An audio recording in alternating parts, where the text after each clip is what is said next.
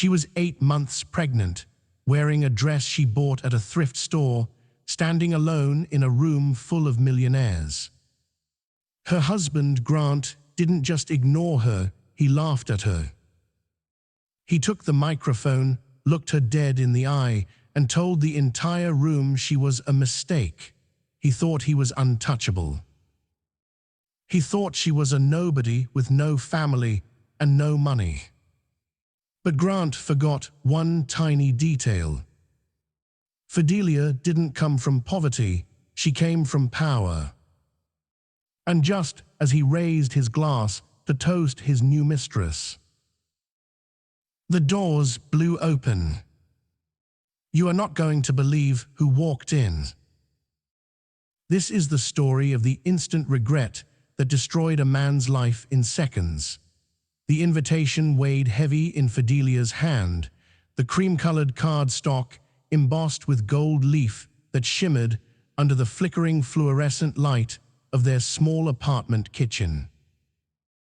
It read, "The annual Pembroke Gala, celebrating excellence in Manhattan real estate." "Are you listening to me, Fidelia?" Grant's voice snapped her back to reality. He was standing by the mirror in the hallway, adjusting his tie, a silk Hermes tie that cost more than their monthly grocery budget. He looked handsome, objectively speaking. Tall, sharp jawline, the kind of polished look that sold luxury penthouses to foreign investors. But his eyes were cold. They had been cold for months. "I said," Grant repeated, his voice dropping an octave, "do not embarrass me tonight. Mr. Sterling is going to be there. If I land the Sterling account, I make partner. If I make partner, I don't have to live in this dump anymore."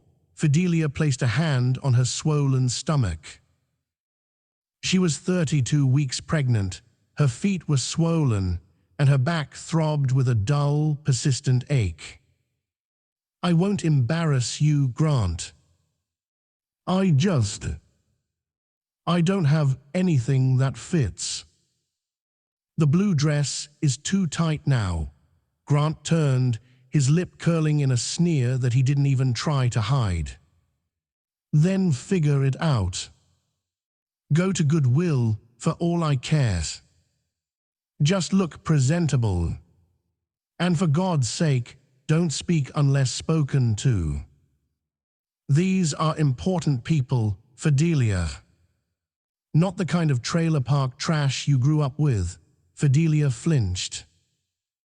He always did that, weaponized her silence about her past. When they met 3 years ago, Fidelia had been working as a barista in a quiet coffee shop in Brooklyn. She was understated, shy, and claimed to have no family. Grant, an ambitious junior realtor, had swept her off her feet, or so it seemed. Looking back, Fidelia realized he liked her because she was low maintenance. She didn't ask for expensive gifts. She didn't have a father to interrogate him. She was a blank slate he could project his ego onto. But once the pregnancy happened, an accident Grant had blamed her for, the mask had slipped completely. He stayed out late. He smelled of perfume that wasn't hers, usually something cloying and floral, like Chanel No. 5. He hid his phone. "I'll find something," Fidelia whispered, looking down. "Good. And take an Uber. I'm riding with Jessica. We need to go over the portfolio numbers before we arrive," Grant said, grabbing his keys. "Jessica." His assistant, a 24-year-old blonde with a degree in marketing and a penchant for low-cut blouses. You're not driving your pregnant wife to the party?" Fidelia asked, a lump forming in her throat. "It's business, Fidelia. God, you're so clingy lately. It's pathetic. Just get there by 7:00. And don't stand near the buffet stuffing your face. It looks gross." The door slammed shut, shaking the thin walls of the apartment. Fidelia stood in the silence, listening to the heavy footsteps of her husband fading down the hall. She let out a breath she didn't know she was holding. She walked to the bedroom and opened her closet. It was meager. Grant controlled the finances strictly, claiming they needed to save for his image, which meant expensive suits for him and allowances for her.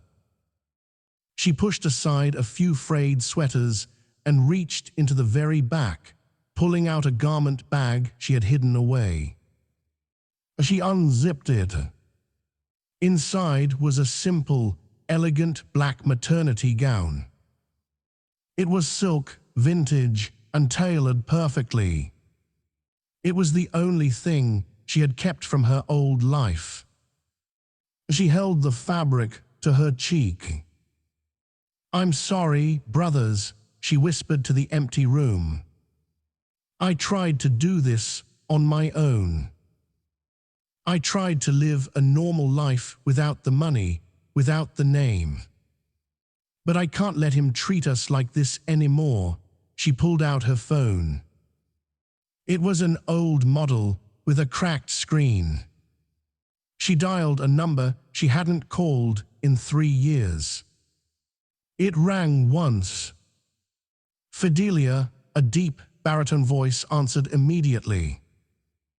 It sounded like safety. It sounded like home. "Sebastian," she said, her voice trembling. I think I need help." There was a pause on the other end, followed by the sound of a chair scraping back and the muffled noise of a boardroom meeting being abruptly halted. "Where are you?" Sebastian asked. His tone was not one of anger, but of terrifying, icy calm. "And who do Oliver, Henry, and I need to destroy? I'm going to the Pembroke Gala at the Plaza," she said, wiping a tear. "Grant is. He's going to leave me, Sebastian. I can feel it. He's ashamed of me." "Grant," Sebastian repeated the name as if tasting a piece of rotten meat. "The realtor, yes, okay. Put on your dress, Fidelia. Go to the party. Keep your head up. We're in London, but the jet is fueled. We'll be there in 4 hours. Don't let him see you cry. 4 hours is too late. The party starts in 1, she said. "Fidelia," Sebastian said, his voice softening. "We are the Blackwoods. We don't follow time, time follows us. Just go. And wait for the thunder." The grand ballroom at the Plaza Hotel was dripping in crystals and old money.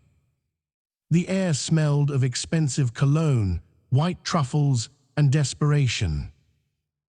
Waiters in white gloves moved like ghosts through the crowd, offering champagne flutes to men in tuxedos and women in gowns that cost more than most cars. Fidelia arrived at 7:15. She felt the eyes on her immediately. In a sea of sequins, feathers, and revealing necklines, her black silk gown was starkly conservative. She looked elegant, regal even, but to this crowd she looked other.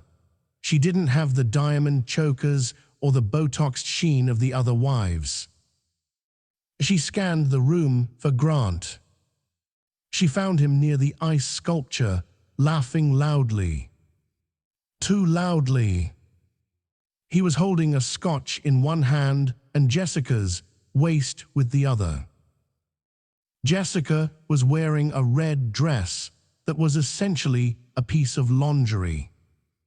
She was whispering something in Grant's ear, and he threw his head back in laughter. Fidelia's stomach churned. She approached them slowly. "Grant," she said softly. He stopped laughing. His face dropped instantly from joy to annoyance. He looked her up and down. "You made it," he said flatly. He didn't introduce her. He didn't offer her a seat. "Hi, Fidelia," Jessica chirped, her voice dripping with faux sweetness. "Oh, wow. That dress is brave. Vintage. It was my mother's," Fidelia said, keeping her voice steady. "Right. Well, it definitely hides the bulk," Jessica giggled, touching Grant's arm. Grant cleared his throat. "Fidelia, go find a table in the back, near the kitchen doors. Table 42. I have to network. Mr. Sterling is supposed to be arriving any minute, and I need to be front and center. Grant, my feet hurt. Can I just sit with you for a moment? Jesus, Fidelia." "No," he hissed, leaning in close, the smell of scotch overpowering. "Look at you. You look like a funeral director. You don't fit in here. Just go sit down and don't make a scene." Fidelia stared at him. For the first time, she really looked at him. She saw the sweat on his upper lip. She saw the desperation in his eyes. He wasn't a powerful man. He was a small man, terrified of being exposed as average. She turned and walked away. She found table 42. It was indeed next to the swinging kitchen doors. Every time a waiter burst out with a tray of salmon, she got hit with a waft of steam and noise. She sat alone. She nursed a glass of water for an hour, watching her husband parade Jessica around the room. At 8:30, the music stopped. The lights dimmed. The host, Mr. Pembroke, took the stage. "Ladies and gentlemen, thank you for coming. Tonight is about the future. And speaking of the future, I want to invite one of our rising stars to the stage. A man who has broken sales records this quarter. Grant Miller." Applause rippled through the room. Grant bounded onto the stage, beaming. He took the mic. He looked like he had won the lottery. "Thank you, Mr. Pembroke," Grant said, his voice booming through the speakers. "It's an honor. You know, success requires shedding dead weight. It requires upgrading." He laughed, and a few people in the crowd chuckled nervously. "I've been doing a lot of thinking lately," Grant continued, his eyes scanning the room until they landed on table 42 in the shadows. "About ambition. About who supports you and who drags you down." Fidelia froze. The room went silent. "My wife Fidelia is here tonight," Grant said. He pointed. A spotlight swung around, blinding Fidelia. She raised a hand to shield her eyes. "There she is. The woman who..." "Well, let's just say the woman who was a stepping stone," the crowd murmured. This was awkward. It was cruel. Fidelia, Grant said, smiling cruelly. I think it's time we were honest. You don't belong in this world. And frankly, neither does the child. I'm filing for divorce tomorrow. I'm moving on to better things. To someone who understands this lifestyle. He gestured to Jessica, who was beaming in the front row. So enjoy the free dinner, honey. It's the last one you're getting on my dime. The silence in the room was deafening. It was a humiliation so raw, so public, that even the cynical socialites were shocked. Fidelia stood up. Her legs were shaking, but she stood. She didn't cry. She felt a strange buzzing in her pocket. Her phone. She looked at the screen. One text message from Sebastian, "Look up." Suddenly, a deep, rhythmic thumping sound began to vibrate the windows of the ballroom. It grew louder. Thump, thump, thump, thump. The silverware on the tables began to rattle. "What is that?" someone whispered. The noise became a roar. Outside the massive floor-to-ceiling windows overlooking Fifth Avenue, floodlights cut through the darkness. A massive, sleek black helicopter with military-grade precision was hovering just feet above the terrace. The wind from the rotors whipped the trees outside.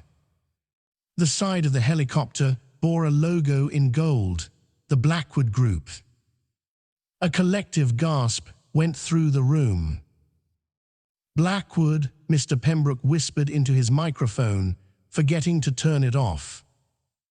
That's the royal family of private equity. What are they doing here?" The helicopter landed on the terrace with a heavy thud.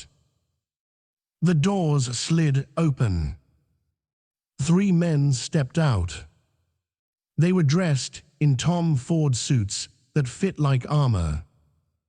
Sebastian Blackwood, the eldest. 6'4", with eyes like broken glass and a reputation for bankrupting countries for sport.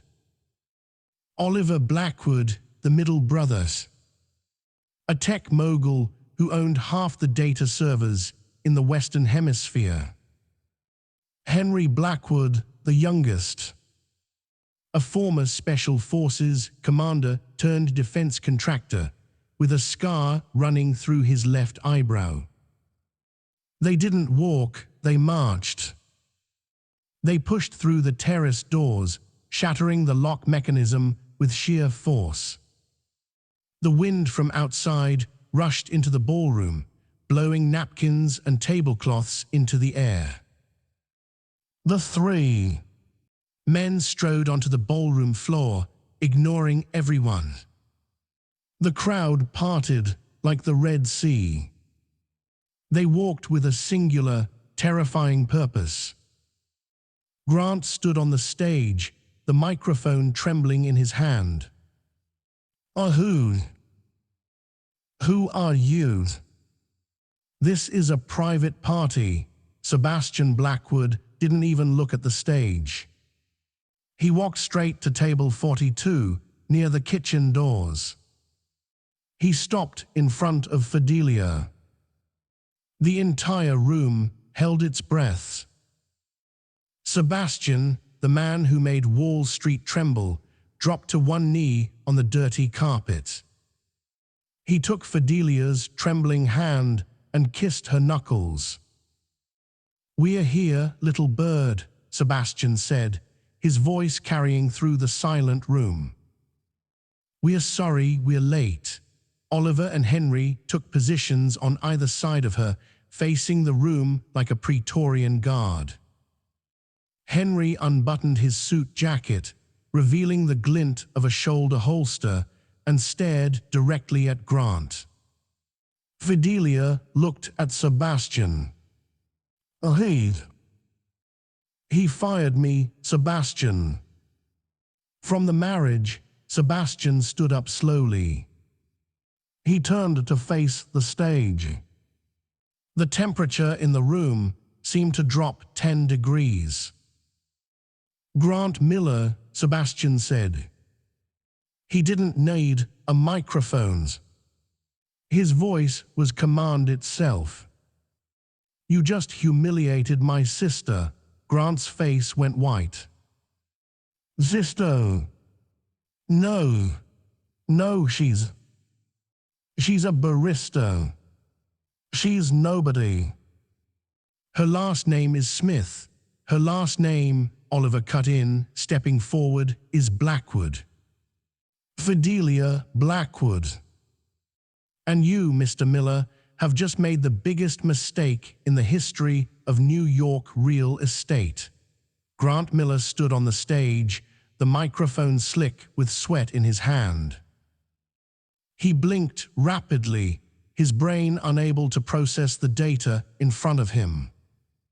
Blackwood. No, it wasn't possible. Fidelia was the girl who clipped coupons for milk. She was the girl who cried when her cat died. She wasn't. This. He forced a laugh. It sounded like a dry heave. Okay, Grant stammered, pointing a shaking finger at Sebastian. Very funny. Is this a prank? Did the guys at the office set this up? Fidelia hired actors. You almost got me. Sebastian didn't blink. He didn't shout.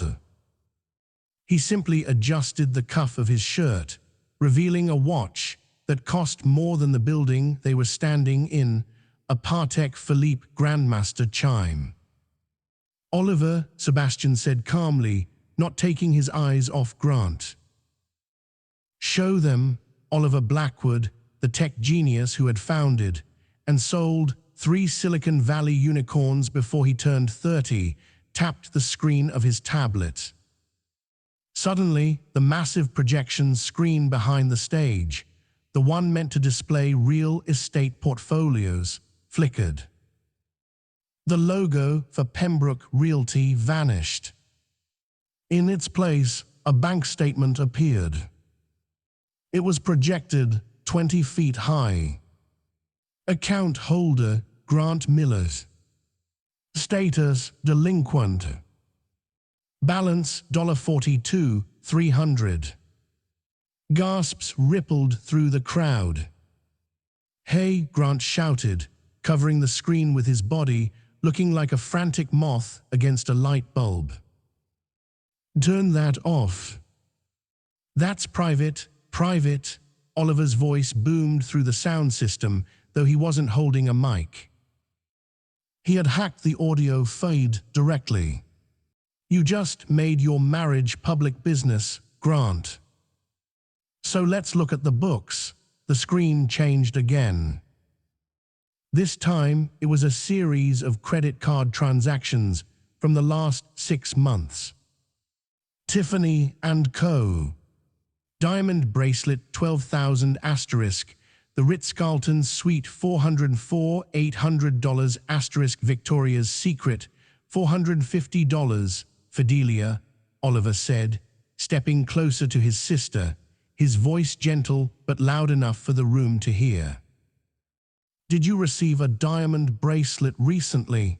Fidelia shook her head, tears pricking her eyes. No. I got a blender for my birthday, the crowd murmured. The socialites, who moments ago were judging Fidelia's dress, were now looking at Grant with the kind of disgust usually reserved for roadkill. And I assume, Oliver continued, scrolling on his tablet, that you didn't stay at the Ritz-Carlton on the nights Grant said he was working late. No, Fidelia whispered. There you have it, Oliver announced to the room. Grant Miller isn't just a cruel husband. He is a cliché. A broke man spending money he doesn't have on a mistress he can't afford, while his pregnant wife clips coupons. Grant's face turned purple. You hacked me. I'll sue you. I'll sue all of you. Do you know who I am? Henry Blackwood, the youngest brother, finally moved. He didn't walk, he stalked. He ascended the stairs to the stage in 2 strides. Grant backed away, tripping over a speaker cable and falling onto his backside. Henry stood over him. He didn't yell. He leaned down and whispered into the microphone, so the intimate threat was amplified to a terrifying volume. You're going to sue us? Henry asked. Grant, we have lawyers who bill more in an hour than you will earn in your entire life. But we aren't going to sue you. That's too slow. Henry reached into Grant's jacket pocket and pulled out his wallet. He tossed it to Sebastian on the floor. Sebastian caught it. He pulled out Grant's platinum Amex. Mr. Pembroke, Sebastian called out to the host, who was trembling by the buffet. Why, yes, Mr. Blackwood, Pembroke stammered. Does this man work for you? Well, yes. He's my top agent. Not anymore, Sebastian said. He took out a sleek, black metal card from his own pocket. I'm buying the brokerage. Right now, excuse me, Pembroke's eyes widened. Your company. Pembroke Realty. I'm buying it. Oliver has already wired the funds to your personal offshore account. Check your phone. Pembroke fumbled for his phone. He looked at the screen. His jaw dropped. $75 million. But the valuation is only 50. I paid a premium for speed, Sebastian said coldly. Do we have a deal? Yes. Yes, absolutely. Sold, Pembroke shouted, practically dancing. Sebastian turned back to Grant, who was still on the floor. Grant, as the new owner of this agency, I have some bad news. You're fired. Effective immediately. And, Sebastian added, snapping Grant's credit card in half with 2 fingers, we are auditing your commission reports. I have a feeling we're going to find fraud. Which means prison. Grant scrambled to his feet, looking around for an ally. His eyes locked on Jessica. Jessica, he pleaded. Tell them we're in love. Tell them we're a team. Jessica looked at the 3 brothers, men who radiated power, wealth, and danger. Then she looked at Grant, sweaty, fired, and broke. She laughed. It was a cold, sharp sound. In love, Jessica scoffed. Grant, you told me you were a millionaire. You told me your wife was a psycho who trapped you. You didn't tell me she was a Blackwood. Jessica grabbed her clutch, turned on her heel, and walked straight up to Fidelia. I'm sorry, Jessica said, though her eyes were calculating. I didn't know. He lied to me too.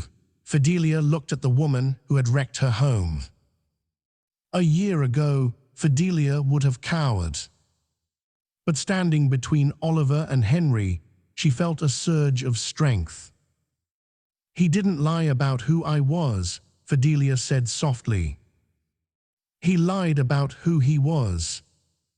You can keep him, Jessica. You deserve each other. But he can't pay for your cab ride home anymore. The humiliation was nearly complete, but the final nail in the coffin was yet to come. From the back of the room, the heavy double doors opened again. The room quieted down as Mr. Arthur Sterling entered. He was the guest of honor. The billionaire developer Grant had been desperate to impress all night. He was an older man, silver-haired, with a cane and a reputation for being ruthless.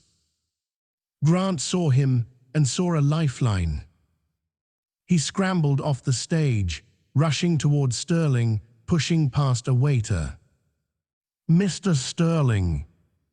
Mr. Sterling!" Grant panted, grabbing the older man's sleeve. "Thank God you're here. You have to help me. These people, they're crazy. They're trying to ruin me. I'm the one who sent you the proposal for the Midtown project. Grant Miller. We spoke on the phone." Mr. Sterling paused. He looked at Grant's hand on his sleeve with disdain.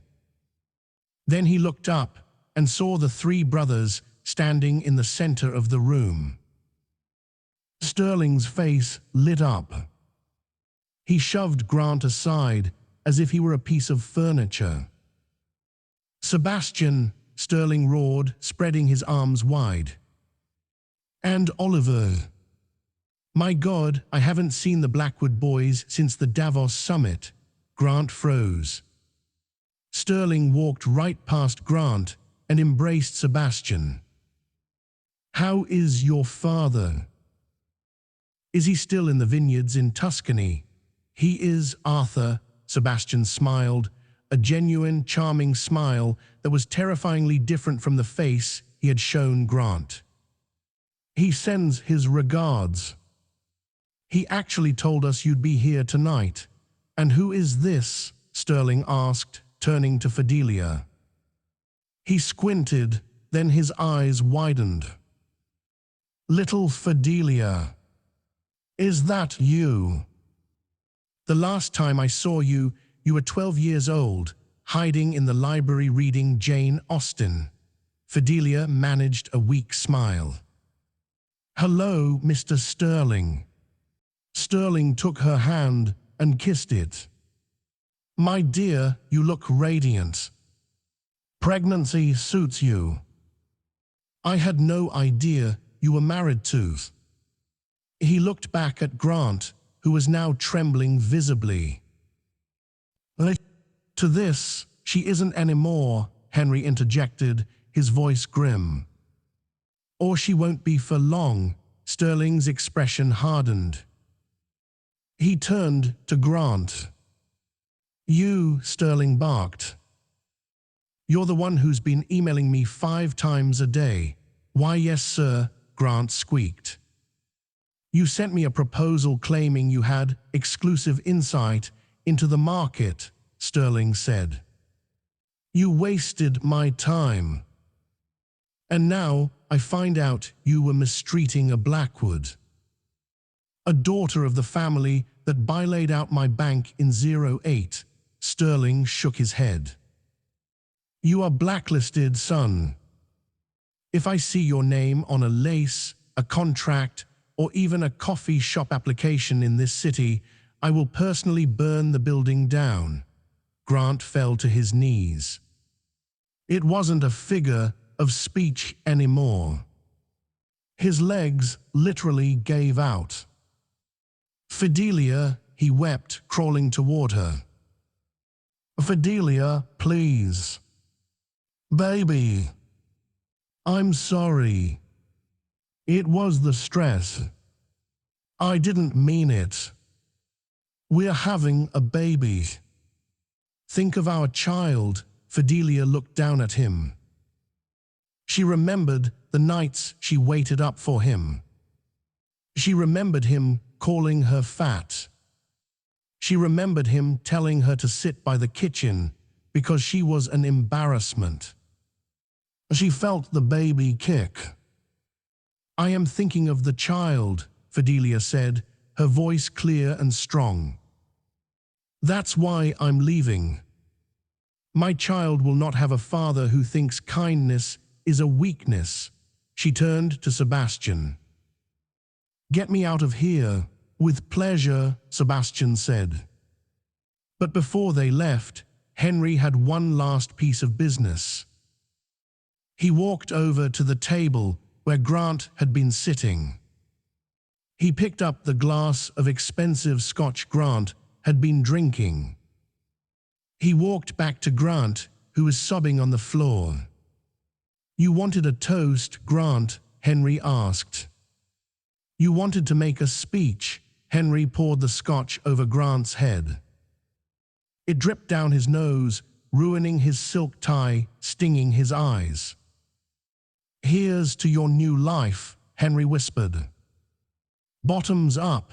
The exit was as dramatic as the entrance, but with a different energy. The fear in the room had dissipated, replaced by awe. Sebastian wrapped his suit jacket around Fidelia's shoulders.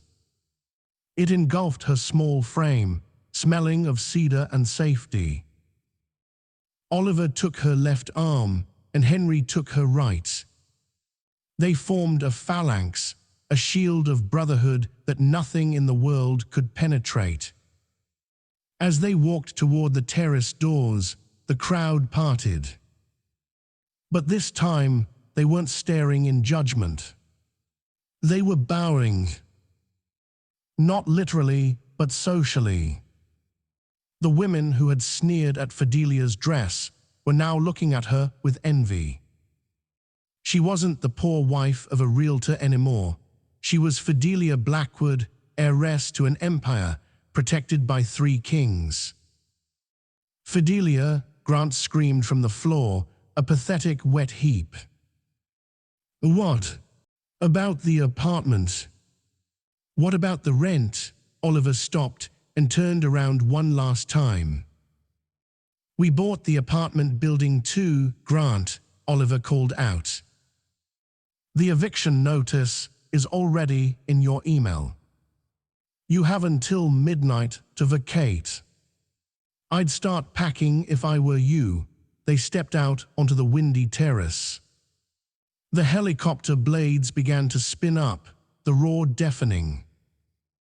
A team of security guards, Blackwood Private Security, had already formed a perimeter around the aircraft.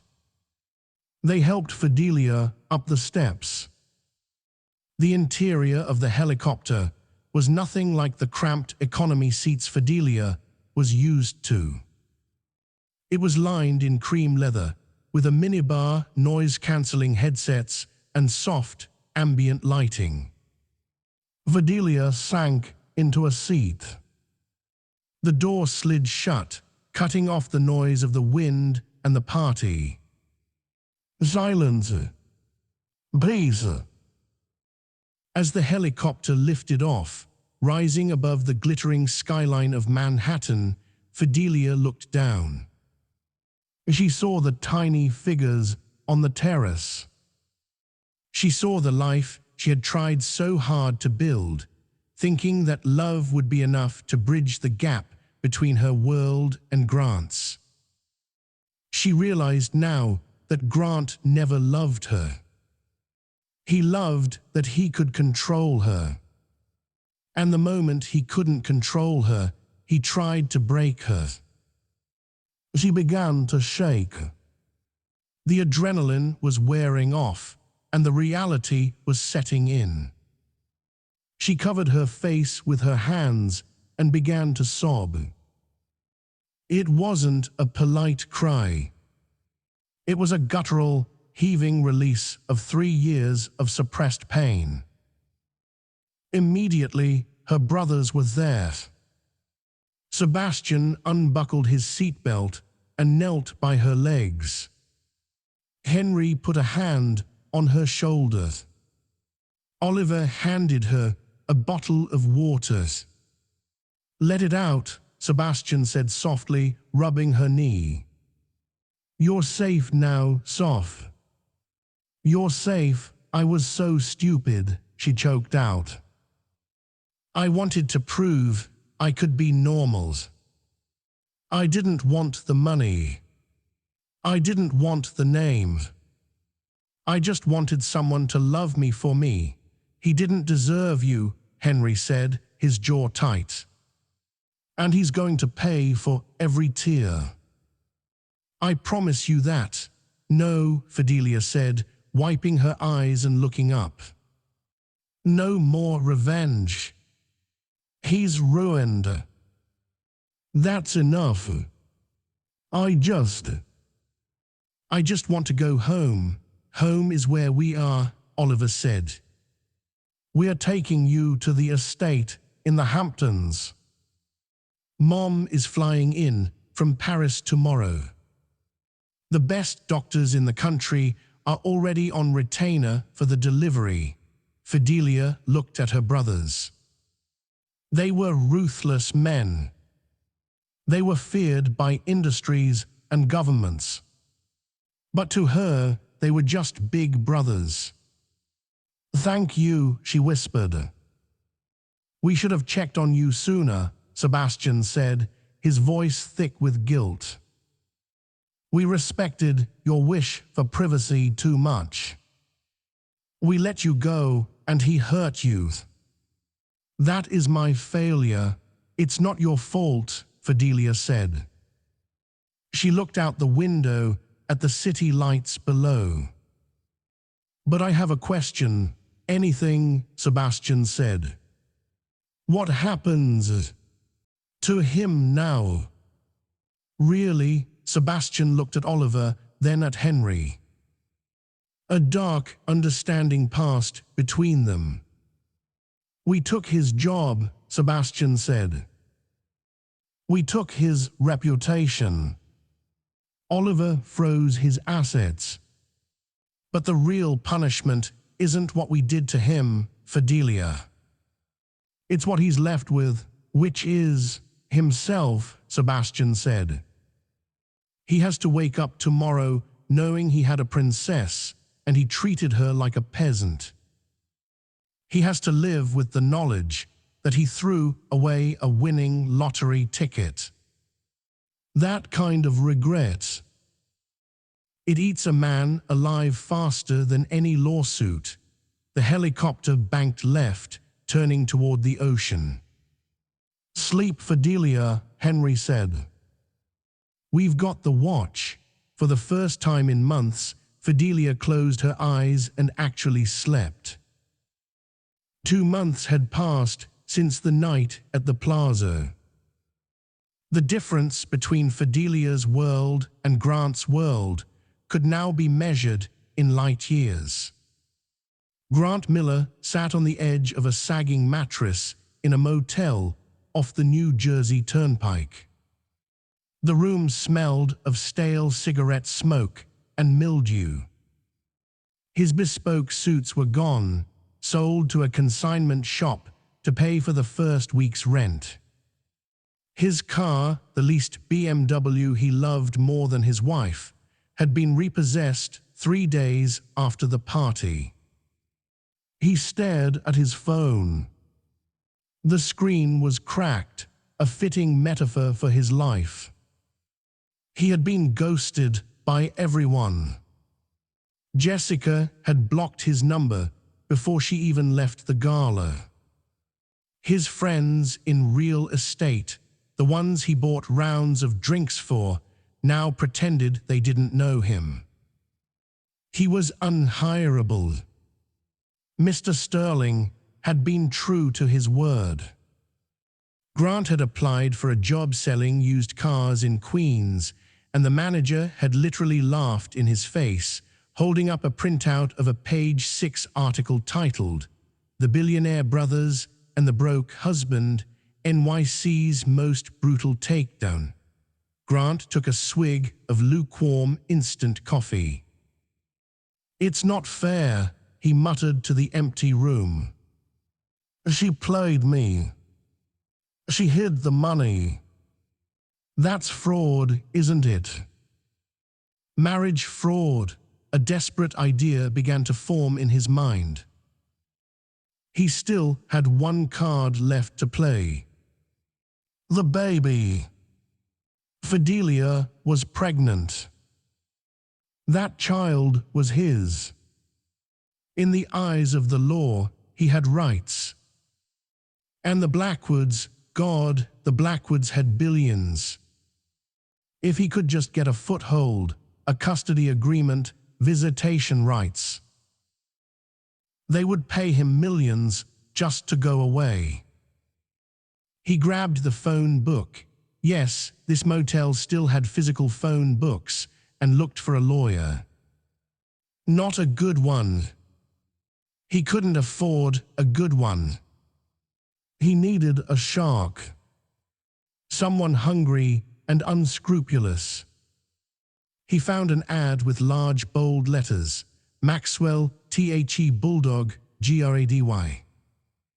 We sue the wretch. Grant dialed. Mr. Grady, you're going to want to hear this. I'm the husband from the Plaza story, and I want to sue for full custody. Meanwhile, in the Hamptons, Fidelia was living in a different universe. The Blackwood estate was a sprawling 20-acre oceanfront compound that looked more like a resort than a home. The air was salty and clean. The silence was broken only by the crashing waves and the occasional seagull. Fidelia sat on the veranda, wrapped in a cashmere blanket, watching the sunset. Her belly was large now, the baby due any day. Inside the house, chaos reigned. But it was a good kind of chaos. Sebastian, the terrifying corporate raider, was currently on his hands and knees in the living room, trying to assemble a Swedish crib. The instructions are in German, Sebastian shouted, throwing a screw across the room. Why are they in German? I speak 4 languages, and none of them help with this diagram. Oliver walked in, holding a tablet. I told you to let the staff do it, Seb. No, Sebastian grunted, wiping sweat from his forehead. I missed her first bike ride. I missed her graduation. I'm building the damn crib. Henry walked in from the kitchen, holding a terrifyingly green smoothie. Fidelia, drink this. It's kale, spinach, iron supplements, and something the nutritionist called essence of vitality. Fidelia laughed. It was the first time she had laughed freely in years. You guys are suffocating me. In a nice way. But seriously, Henry, that looks like swamp water. Drink it, Henry commanded, though his eyes were soft. We need the air strong. Suddenly, Fidelia gasped. She dropped the blanket. She gripped the arm of the wicker chair, her knuckles turning white. Fidelia, Sebastian scrambled up, abandoning the crib. Water, Fidelia gasped. My water, the 3 brothers froze. For men who had faced down hostile takeovers, armed insurgents, and market crashes, they looked completely panicked. Code red, Oliver yelled at no one in particular. The package is arriving. Don't call the baby a package, Fidelia screamed through a contraction. Just get the car. The next 4 hours were a blur of high-speed driving in a convoy of SUVs, a private wing at Mount Sinai Hospital, and 3 billionaires pacing a hallway, terrorizing the nursing staff with demands for maximum operational efficiency. At 3:42 a.m., the crying stopped, replaced by a new sound. A high-pitched, lung-clearing wail.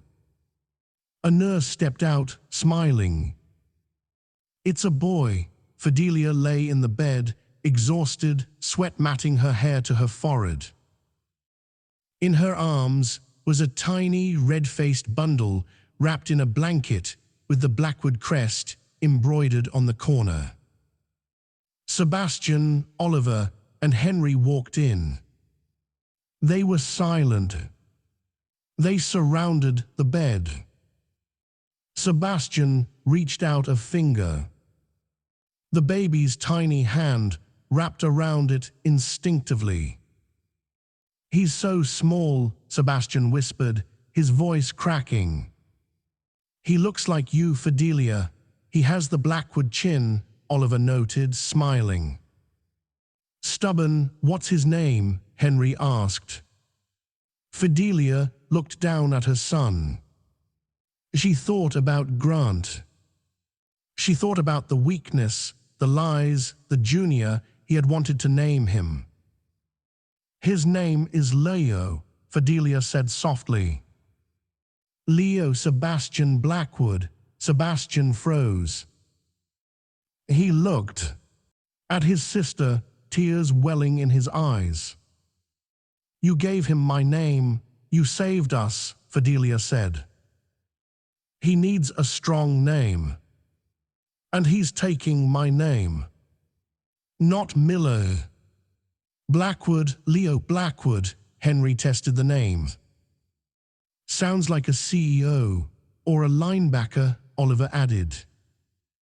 The moment was perfect. It was pure. But outside the hospital walls, the storm was gathering for one final strike. The neon sign of the Starlight Motel flickered with a maddening buzz, casting a sickly pink glow over the peeling wallpaper of room 104. Inside, the air was thick with the smell of stale pizza and desperation. Grant Miller paced the small room, wearing a suit he had purchased from a discount outlet the day before. It was a charcoal gray synthetic blend that bunched at the shoulders and smelled faintly of formaldehyde. He checked his reflection in the cracked mirror, adjusting his tie. He looked tired. His eyes were rimmed with red, and he had lost 10 pounds since the night at the plaza. But there was a manic energy in his eyes today. Today, he was going to win. Sitting on the edge of the bed was Maxwell, the bulldog, Grady, a lawyer Grant had found on the back of a bus bench. Grady was a small man with a comb-over that defied physics and a briefcase that had seen better decades. "You're sure this will work?" Grant asked, his voice trembling slightly. "The Blackwoods.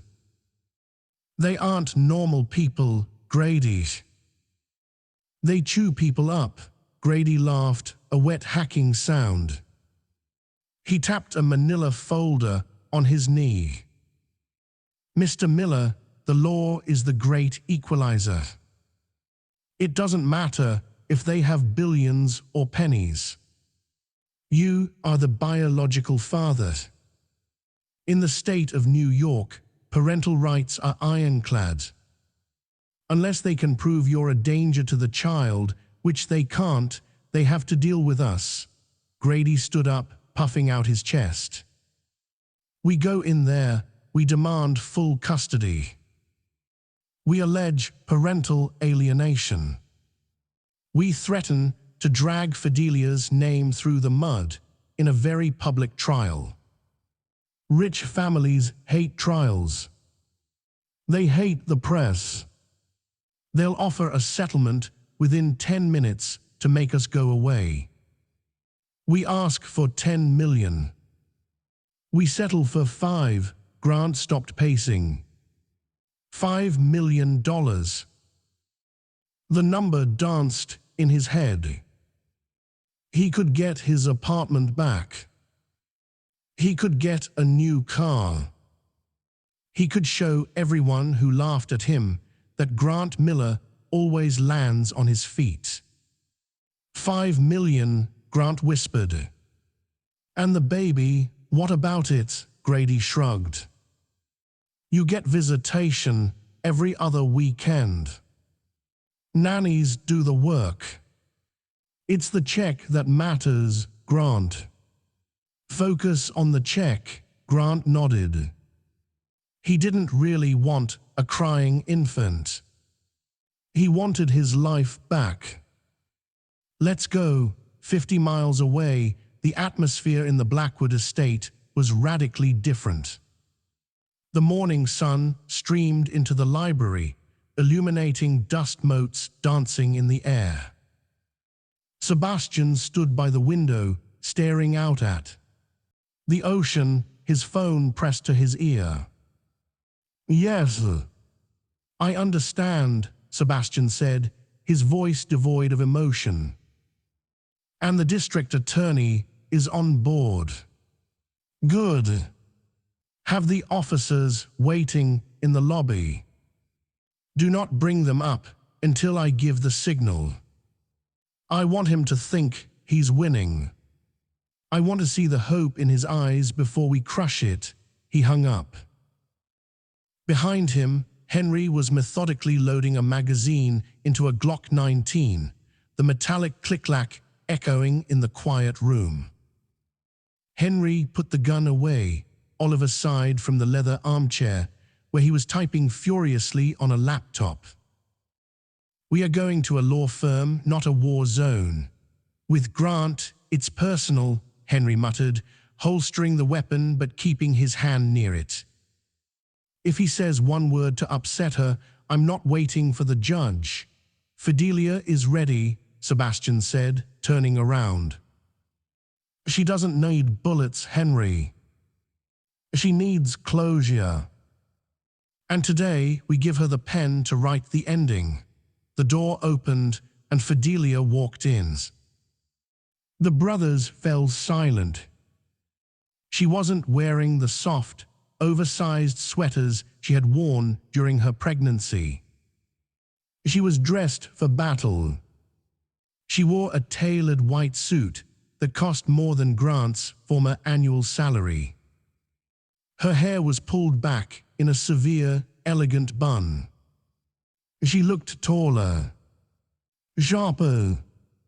The ghost of the timid girl who clipped coupons was gone. In her place stood a matriarch of the Blackwood dynasty. Are we ready? Fidelia asked. Her voice was steady. The helicopter is waiting, Sebastian said, offering her his arm. How do you feel? Fidelia looked at the photo of her newborn son, Leo, resting on the mantelpiece. I feel like taking out the trash. The meeting was set for 2:00 p.m. at the headquarters of Sterling, Cooper and Blackwood, a skyscraper in Midtown Manhattan that pierced the clouds. Grant and Grady arrived 15 minutes early. They were escorted not to a regular office, but to the executive boardroom on the 80th floor. The room was intimidating by design. 3 walls were floor-to-ceiling glass, offering a vertigo-inducing view of the city Grant used to think he owned. The table was a single slab of black marble, long enough to land a plane on. Grant sat on one side, drumming his fingers on the cold stone. Grady was sweating profusely, loosening his tie. Why is it so cold in here? Grady muttered. Power move, Grant said, trying to sound knowledgeable. They keep the temperature low to make you uncomfortable. Don't let them see you shiver. At exactly 2:00 p.m., the double doors swung open. Fidelia entered first. She didn't look at Grant. She walked to the head of the table and sat down. Sebastian, Oliver, and Henry filed in behind her, taking seats flanking her like a Praetorian guard. Finally, a team of 4 corporate lawyers in identical navy suits entered, placing towering stacks of files on the table with a synchronized thud. The silence stretched for a minute. It was heavy, suffocating. Well, Grady cleared his throat, his voice cracking. Thank you for meeting with us.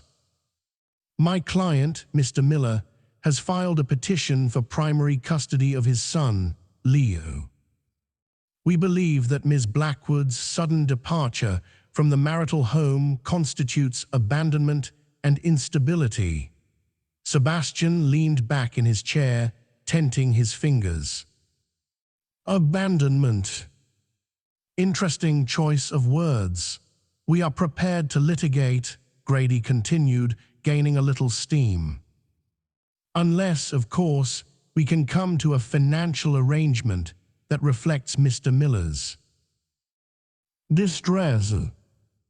We are asking for $5 million in damages and spousal support, plus joint custody. Grant looked at Fidelia. He expected her to be crying. He expected her to be looking at the floor. Instead, she was staring right at him, her eyes bored into his like lasers. $5 million, Fidelia repeated. Her voice was calm, almost amused. Grant, you don't even have $5. I helped build your confidence, Grant blurted out, unable to help himself. I supported you when you were nobody. I deserve a share of the lifestyle I helped you acclimate to. Oliver Blackwood let out a short, dry laugh. He opened a laptop. Let's talk about lifestyle, Grant, Oliver said. And let's talk about math. The large screen behind Fidelia flickered to life. It didn't show custody laws. It showed spreadsheets. Mr. Grady, Oliver addressed the sweating lawyer. Did your client inform you of his financial activities during his tenure at Pembroke Realty? Grady blinked. I'm not sure what you mean. This is a family law matter.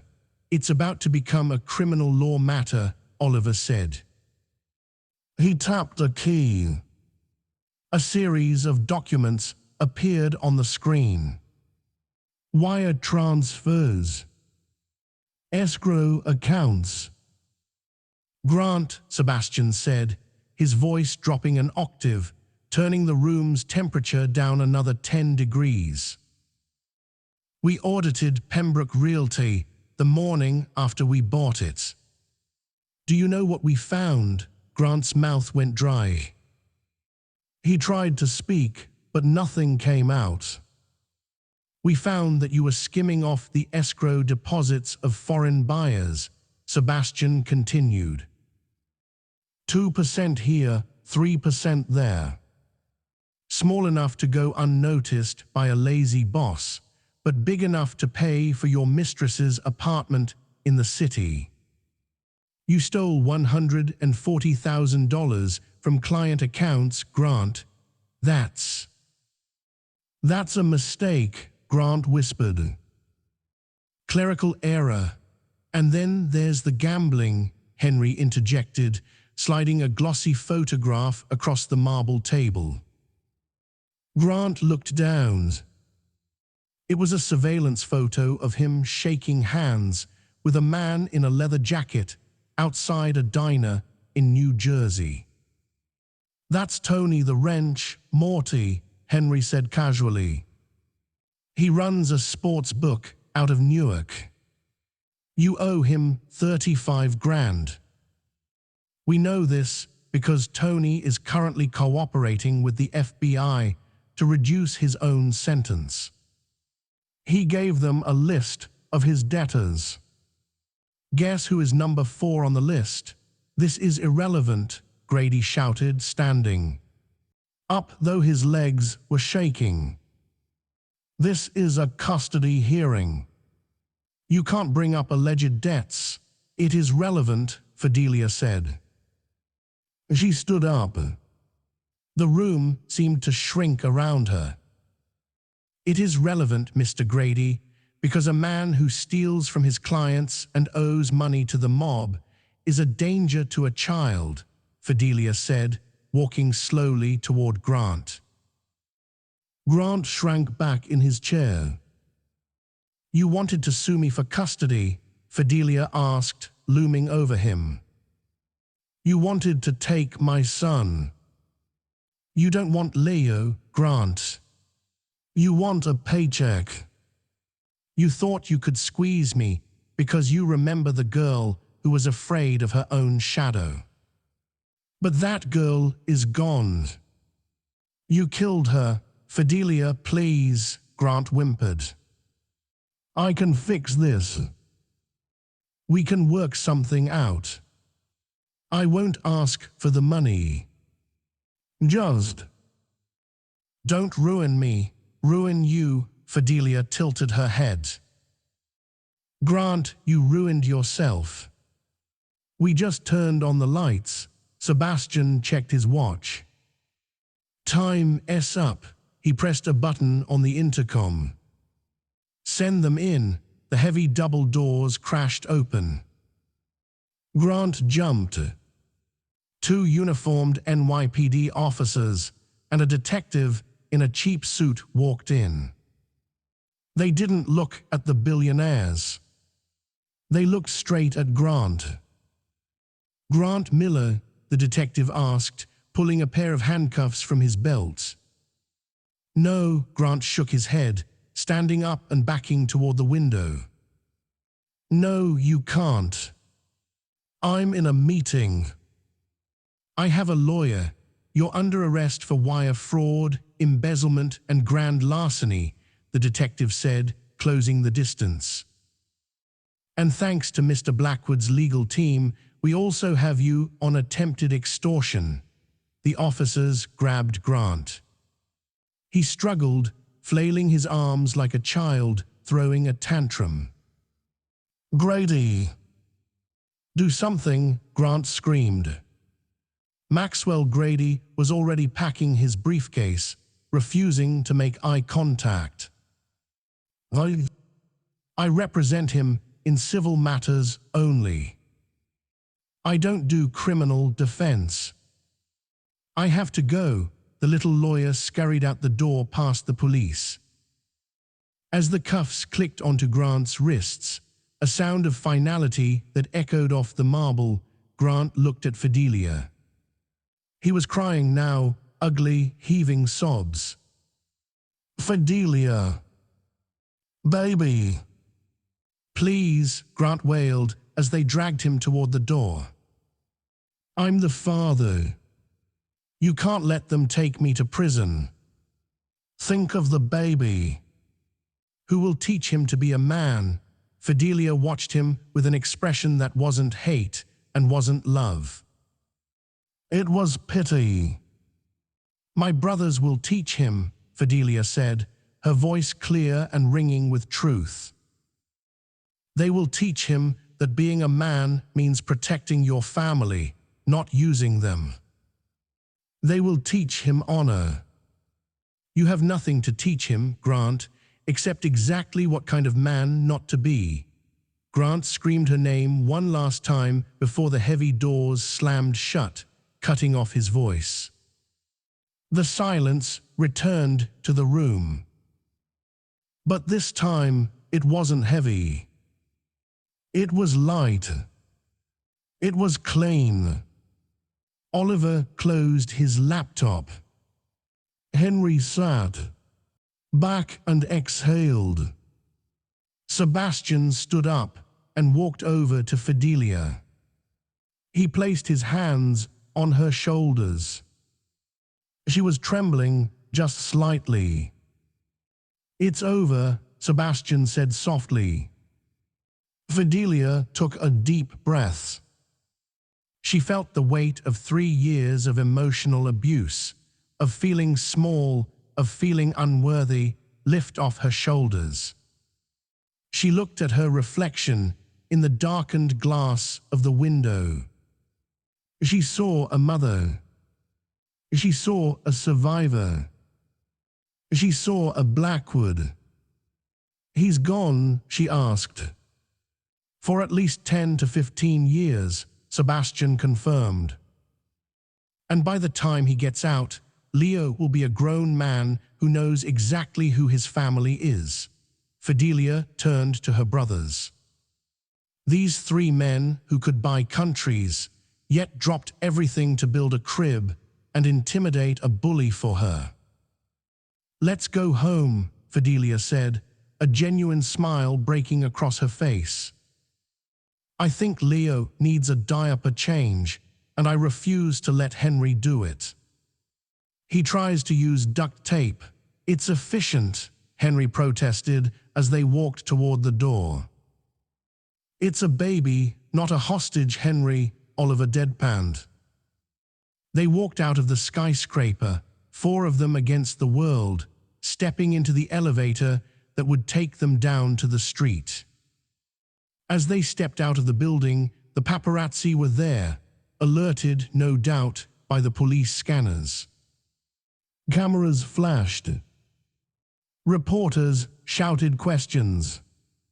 "Ms. Blackwood, Ms. Blackwood, is it true your husband was arrested? Fidelia. Do you have a comment?" Fidelia stopped. She put on her sunglasses. She looked at the cameras, chin held high. "He isn't my husband," she said, her voice caught by a dozen microphones. "He's just a lesson I had to learn. And I've graduated." She stepped into the waiting limousine, flanked by her brothers. The door closed, shutting out the noise, the flashbulbs, and the past. As the car pulled away, merging into the stream of traffic, Fidelia didn't look back. She only looked forward to the Hamptons, to the ocean, and to the little boy waiting for her who would grow up knowing nothing but love. And that is how the man who thought he could humiliate his wife ended up losing everything: his job, his freedom, and his family. Fidelia proved that dignity isn't about the clothes you wear or the money in your bank account, but about the strength of your character and the people who stand by you when the world turns its back. Grant Miller wanted a trophy, but he threw away a queen. If you enjoyed this story of instant karma and ultimate justice, please hit that like button. It really helps the channel. And don't forget to subscribe and turn on the notification bell so you never miss a story. What do you think? Did Grant deserve jail, or was losing his family punishment enough? Let me know in the comments below. See you in the next video.